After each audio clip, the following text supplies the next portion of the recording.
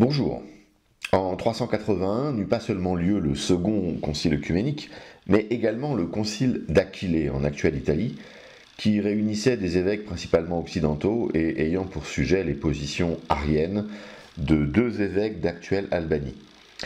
L'évêque le plus actif fut sans conteste saint Ambroise de Milan.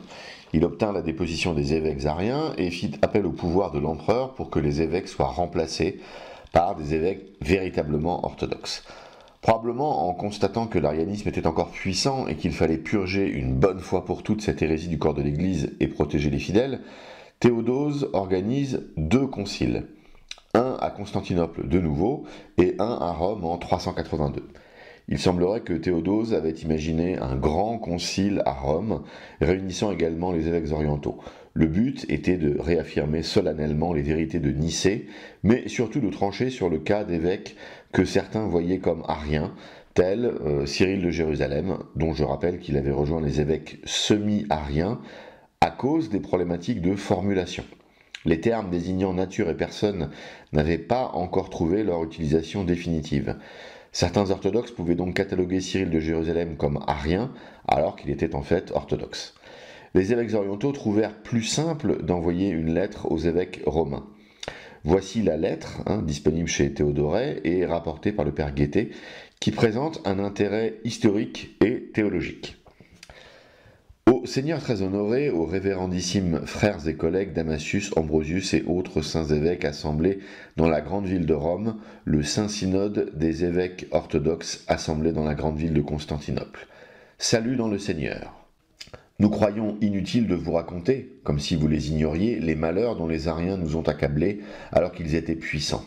Nous ne pensons pas, en effet, que votre piété, qui a dû y compatir, s'en soit si peu occupée que nous soyons obligés de lui en donner connaissance.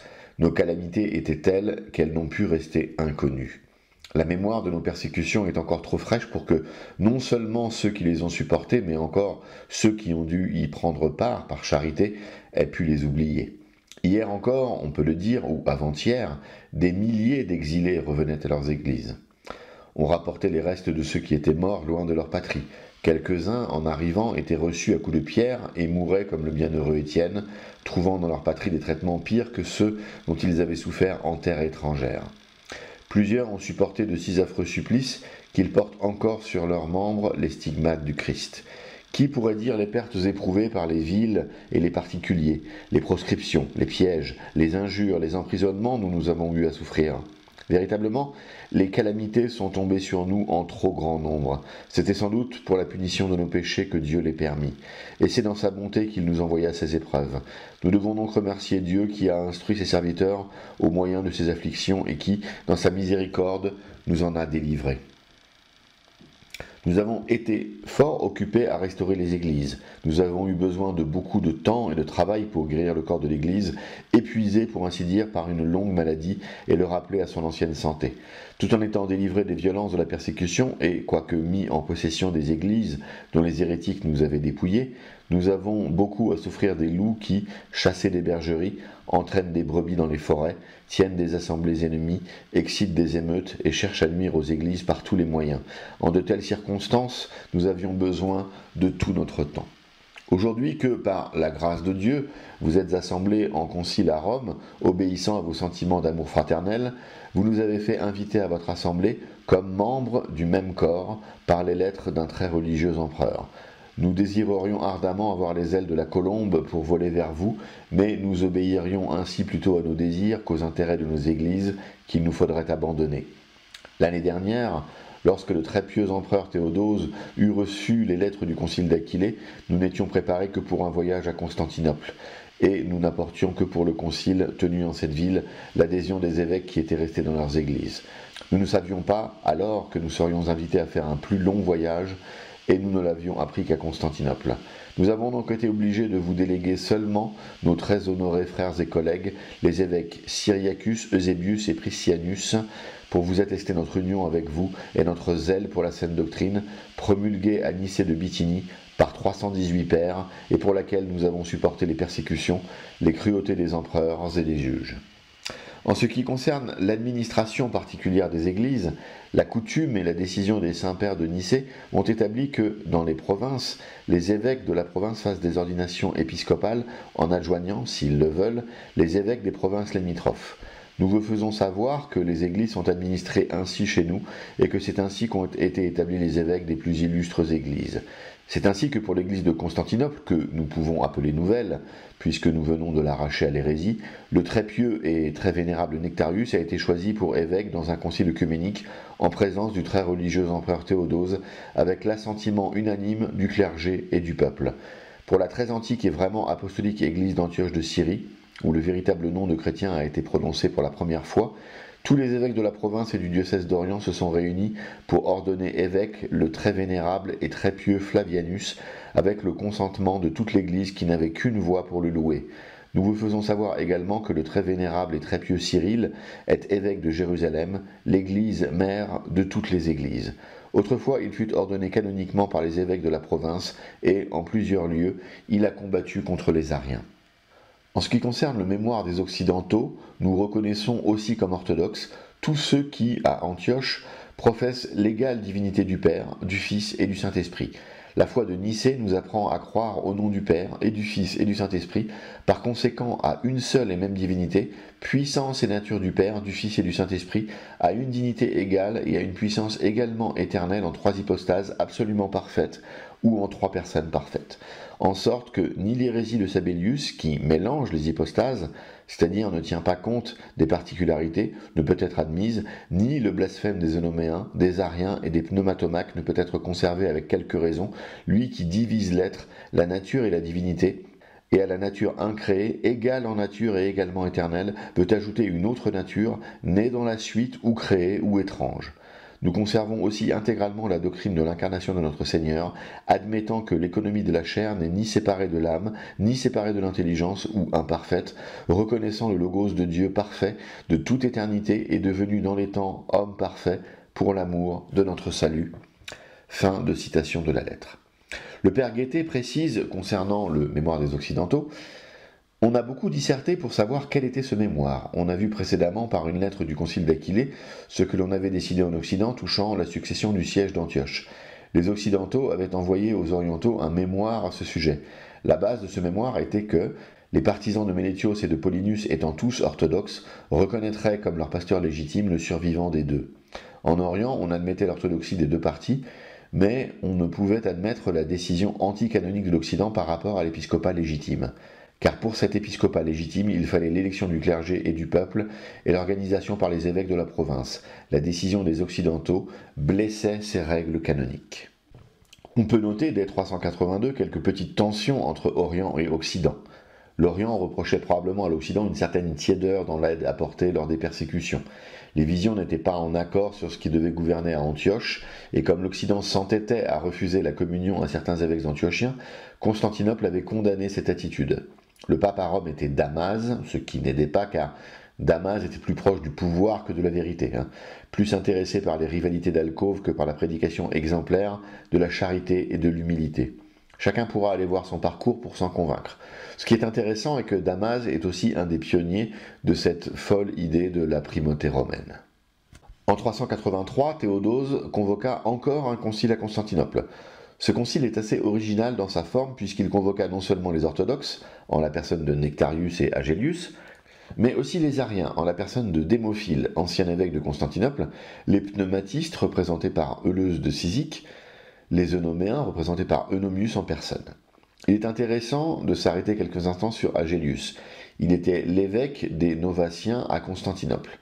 On se souviendra que les Novatiens avaient formé un schisme qui dura quelques siècles, à partir du prêtre novatien, un prêtre romain du IIIe siècle. La cause principale du schisme était l'attitude envers les lapsi, ceux qui avaient nié le Christ pendant les persécutions. L'orthodoxie avait pris la voie douce, choisissant de réintégrer les lapsi après pénitence, tandis que les novatiens, plus rigides, considéraient qu'il ne fallait pas les réintégrer dans l'Église. Les historiens de l'Église nous apprennent à cette occasion combien étaient cordiales les relations entre Agélius et Nectarius, le patriarche de Constantinople. Lors du concile, dans la vision de Théodose, les deux représentaient les orthodoxes. Théodose demanda à chacun de rédiger une profession de foi. Il les lut soigneusement, et déchira en signe de condamnation toutes celles qui ne venaient pas du parti orthodoxe. Ceci marque un tournant important. Enfin, l'Empire ne se fait plus le promoteur de l'hérésie, mais le défenseur de la vérité doctrinale.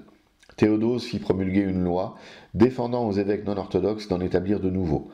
Certains évêques non orthodoxes furent privés de leurs droits civiques ou bannis selon les cas. Beaucoup d'hérétiques revinrent dans l'orthodoxie cette année-là. On pourra s'interroger sur la qualité de leur christianisme, sur la rigueur de leur doctrine et sur la pureté de leurs motifs, mais l'empereur, tel un nouveau Constantin, cherchait surtout une stabilité religieuse pour l'Empire. Théodoret nous précise d'ailleurs que cette loi n'avait pour objet que d'effrayer les non-orthodoxes car elle ne fut jamais mise en application.